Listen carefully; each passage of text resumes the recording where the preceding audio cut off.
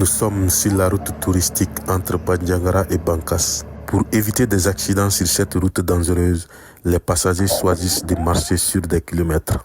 Fatmata Dumbo emprunte ce tronçon pour la première fois. J'ai quitté mon village. Je suis en partance pour Bamako. La marche sur la colline est dure pour moi. Depuis le sabotage des ponts sur la route nationale RN15, les usagers empruntent la route touristique.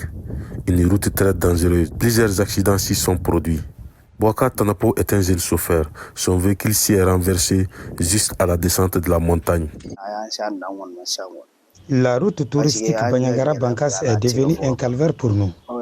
J'ai dévié un gros porteur et j'ai perdu le contrôle pour cogner le caillou. Il y a eu des blessés. Mon apprenti a eu une fracture à la jambe. Il a été évacué à l'hôpital de Sévaré.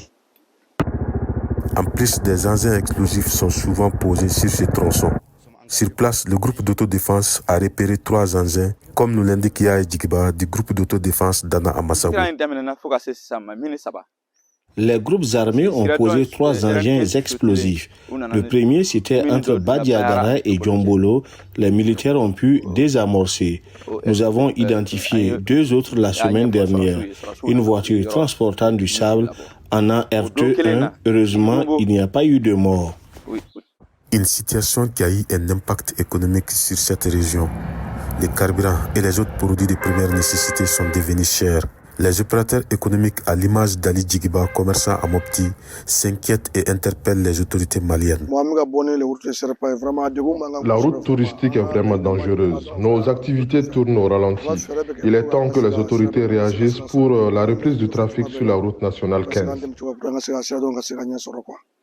Les autorités régionales de Bandiagara s'activent pour la réhabilitation des ponts. Le gouverneur de Bandiagara, Sidi Mohamed El Béchir, a effectué une visite sur les ponts sabotés, malgré la résistance des groupes armés, comme l'attestent les échanges de tirs à l'arme haute.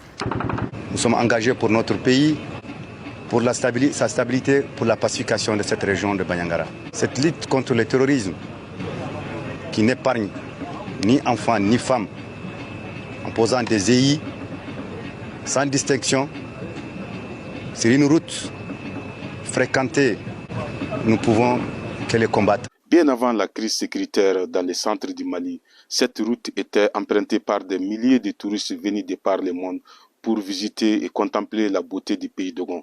Mais aujourd'hui, la route touristique est le seul moyen pour rallier Koro-Bankas via Bandiagara. Tidjani Ouedraogo sur les hauteurs de Kani Bonzon pour VOA Africa.